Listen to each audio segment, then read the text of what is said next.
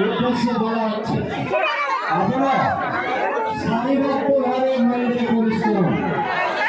আপনারা সারিবদ্ধভাবে মন্দিরে প্রবেশ করুন। দূর দূরান্ত থেকে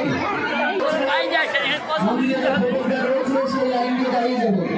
ওদের সাইড দিয়ে ঢোকার চেষ্টা করবেন না, মন্দিরে সাইড দিয়ে কেউ ঢোকার চেষ্টা করবেন না। মন্দিরে যে প্রবেশদ্বার রয়েছে সেই প্রবেশদ্বারে সারিবদ্ধভাবে দাঁড়িয়ে যাবেন। মহিলাদের জন্য আলাদা লাইন রয়েছে, পুরুষ দর্শকদের